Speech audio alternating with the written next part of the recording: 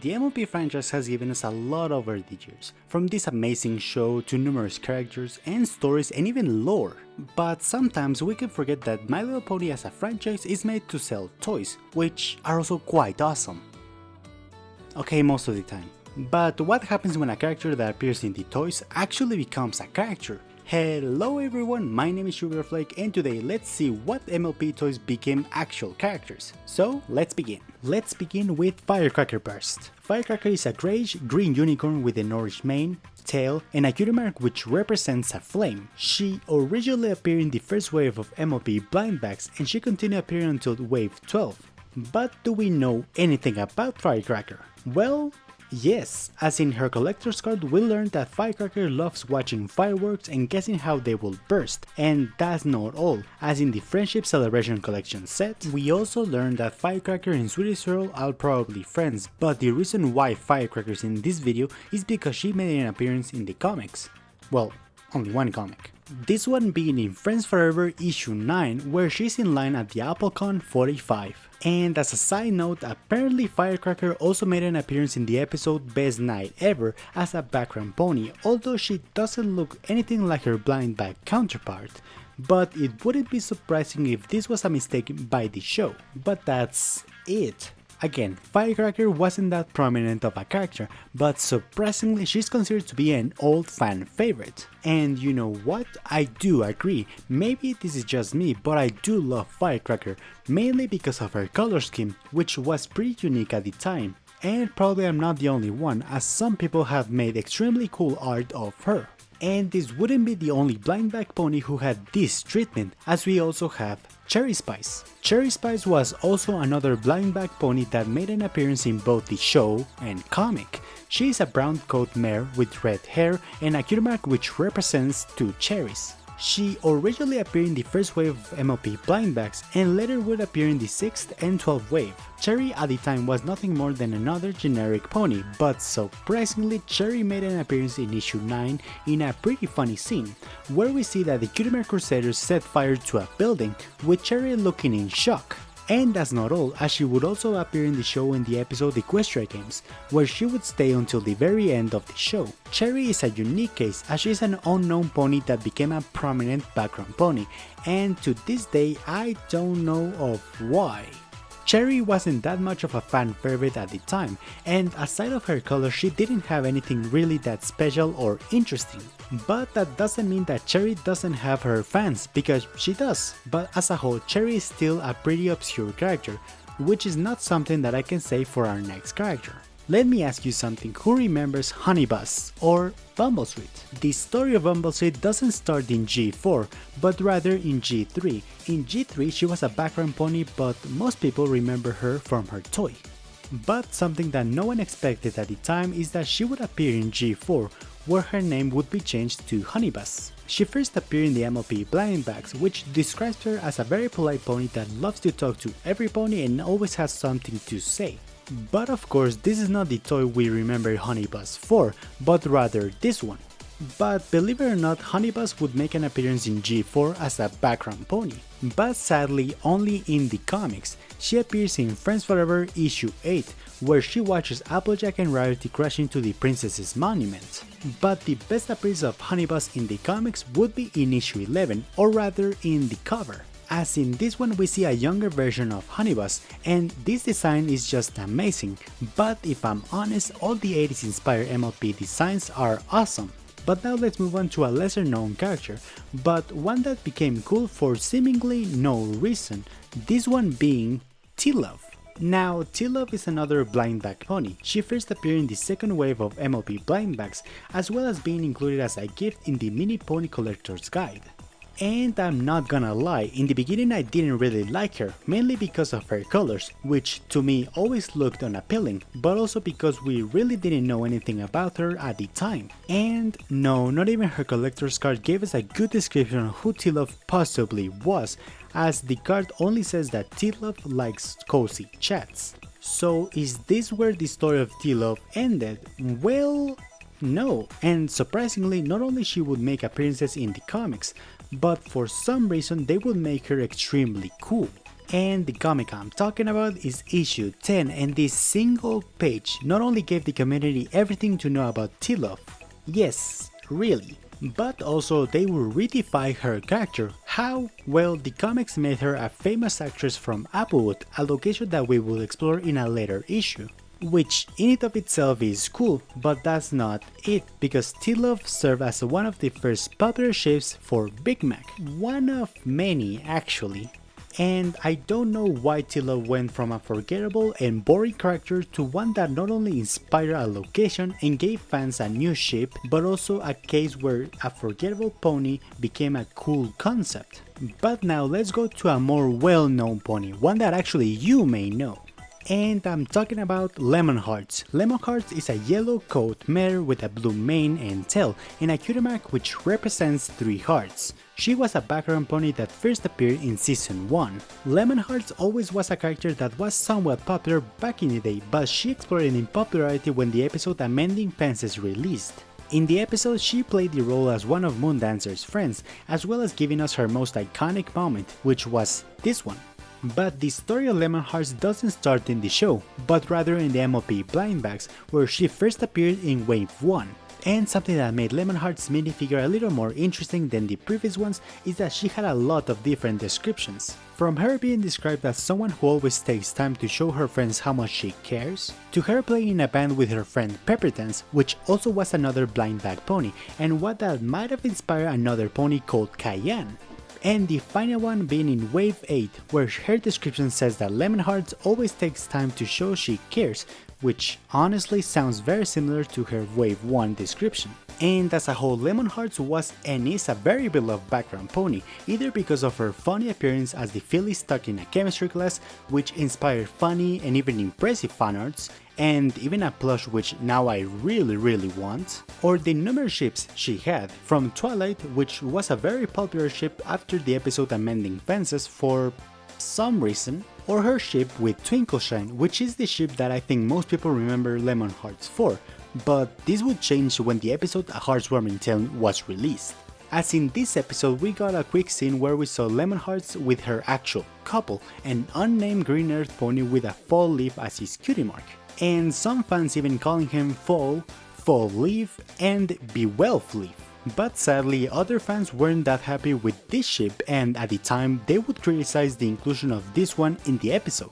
But eventually everyone would forget about this small controversy, and sadly this was the only and last time we saw Lemonhearts with her couple. And while we don't know exactly of why, it most likely was because of the response of the fans back in the day. And Lemonhearts wasn't only in the show, because she would also appear in the comics, but in a more limited way, which is not something that I can say for our next character. This one being Diamond Rose. Diamond Rose is a light grey coat mare with a pink mane and tail, in a cutie mark which represents a gemstone. She originally appeared as a brushable as part of the first wave of brushables and had a few different releases. Of course we have the normal one, but also we have 2 others, one where she included a mini DVD and the other one with Pinkie Pie as part of the Crystal Empire toy line, and is in this set where we learn something pretty unexpected about Diamond Rose, as we learned that Diamond Rose and Pinkie Pie are actually friends, and this description sparked a lot of speculation of fans back in the day, with the most popular one being that we could see Diamond Rose at some point in the show. But sadly that never happened, and while Diamond Rose didn't appear in the show, she did appear and played a key role in the comics, as we saw her in the story Nay Anything, where she was a close friend of Cadence, and we also saw her having a crush on Buck Withers, and her rivalry with Lemonade Gems over who would stay with Buck. And this will not be the last time we saw Rose in the comics, as we also saw her in the My Little Pony X Transformers series of comics. This one being in issue 3 as part of Pinkie Pie's audience in her baking show, which to me always was a nice reference to her original toy description. Diamond Rose is another old fan favorite, and one that even earned the title as the most popular pony, at least at the time.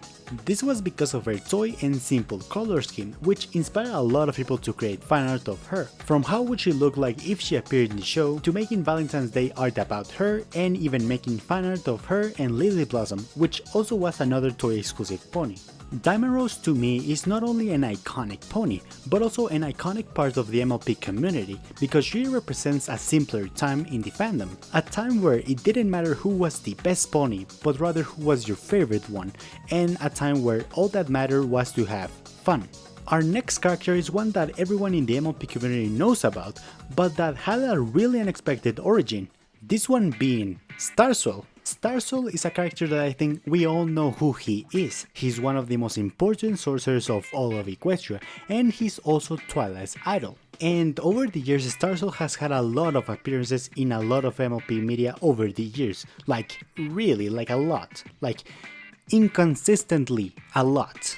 But the first time we actually saw Starswell was in the Best Gift Ever theme MLP wave of blind bags, where he's described as someone who loves to help making gifts for the holidays. And while this is considered to be the first time we see Starswell, technically this is not correct because Starswell originally began as a brushable and also wasn't a stallion, but rather a mare. She was included in the special edition version of the Royal Gem carriage, and she also had a blind bag pony in the second wave of MLP blind bags. This Starswell wasn't a grey pony, but rather a blue, light purple and pink mane and tail mare, and this wasn't the only thing that changed, as her cutie mark also changed from a spiral with 3 stars to a star with a spiral in the background.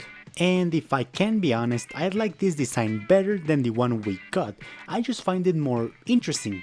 But that's the question, why wasn't this Starswell used in the show? And while we can assume that this was meant to be an early version of who Starswell would have been, the answer is actually more simple than you might think of. And that is that this pony wasn't the Starswell we got in the show because at the time the concept of Starswell didn't really exist. Okay, let me explain. The creator of the name Starswell was the writer of Luna Eclipse, Emil Larson. He selected the name Starswell out of a list of pre-approved locations and names that Hasbro gave them. Okay, that's cool, but where did the bearded part of Starswell's name come from? Well, the bearded part of Starswell's name was added because apparently the name Starswell didn't sound old enough. So probably Hasbro and Larson not only wanted an important figure for Twilight, because Larson stated that Twilight would have been the kind of character to idolize the great minds of the past, which yeah sounds like Twilight, but also wanted a character that was seen as important but also old and wise, and this is why they couldn't use this design for Starswell, because it honestly wouldn't have worked with the name that they had, which is a shame because this design actually looks super cool. And also as a fun fact, the name Starswell has been used for other ponies even before G4. But now let's move on to our final character, one that might surprise you. For our final character we have Sweet Scoops, and I know what you're probably saying. Is this person? Who is this? I don't even know who that is. It's a 5'4" left back. I've never seen this person before in my entire life, and I didn't even know this person existed. Who are you? Well, Sweet Scoop is a light green coat and dark pink mane unicorn with gold accents, and she has a cutie mark which represents an ice cream cone. Originally, she was a pony that appeared in, yes, you guessed it, the MLP blind bags. She first appeared in the wave 1 of the MLP blind bags, and originally she was described as a pony who likes to sing, and later they would add that she can reach really high notes. And at the time, Sweet Scoops was another generic blind bag pony, but surprisingly she was kind of hated by fans back in the day, with a lot of fans back in the day calling her Twilight Scoops for, obvious reasons. But other people didn't like her because of how common she actually was. But surprisingly, Sweet Scoops would make appearances in the comics and in the MLP books, where not only we got to see her funny and charming moments, but also we got to learn who she actually was. Sweet Scoops is a Ponyville resident that is close friends with Pinkie Pie, as in the book Pinkie Pie and the Rockin' Pony Palooza Party. Pinkie Pie reads from her Pinkie Pie party planner that an ice cream sundae party at Sweet Cream Scoop's house is tomorrow. And that's not all, as we also see her at the after party that Pinkie Pie and Spike made for Rarity in issue 3 of the microseries, and possibly even hinting her friendship with Rarity and Spike. Another thing that we know about her is that she has assisted to Canterlot Academy, and from her yearbook photo we could assume that she was a popular pony, or maybe even a fan of disco music, which honestly would make sense from her description in her collector's card. But the biggest piece of Sweet Scoop's story is her relationship with Big Mac, as in issue 12 we see that Sweet Scoops has a crush on Big Mac. Something that the comic makes really obvious, and while in the beginning this crush is seen as unhealthy, as we see that Big Mac is clearly uncomfortable with Sweet's advances, we see that with time she stopped chasing Big Mac, and what began as a crush transformed into admiration for him and the main six. And we actually see this in the cover of the MLP movie Prequels issue 1, where she's in the background looking at the main six big entrance. And on issue 3 we see her meeting Luna and other characters. And other small details that we know about her is that she likes astronomy, traveling, and that she has another dimension counterpart. As in Reflections there's a sign that reads Sweet Cream Scoops Detective Agency, which could mean that Sweet Scoops in this universe knows or works close to September, as September is an entity that investigates other worlds and dimensions. And while it seems crazy, this actually explains something that September does in some comics. Now September is no stranger to observing other characters, but in some comics we see him observing Sweet Scoops from her younger years to her older years. Almost like he knows her, mixing this with the fact that Sweet Scoops in Reflections has a detective agency, and it's not that crazy to believe that in a way September is watching over her, or maybe even protecting her. Or maybe the Sweet Scoops we see in the comics is not from Ponyville, but rather Reflections, with her going to another world to investigate an anomaly, or maybe to even escape her own world, and September trying to find her to bring her back, or maybe just watching over her to keep her safe. But whatever the case might be, despite Sweet Scoops never being that big of a fan favorite, I find her character interesting, as what should have been just another toy became a full-fledged character. Kinda. And this is something that I could say for all the ponies in this video. Some of them inspired locations, others became background ponies in the show or in the comics, and others became full-fledged characters. But what do you guys think of these characters, and is there any other MLP character that originated from the toys? Leave it down in the comments, and as always remember to like the video if you enjoyed it and consider subscribing for more MLP videos like this one. And remember to take care guys, and I'll see you in the next video.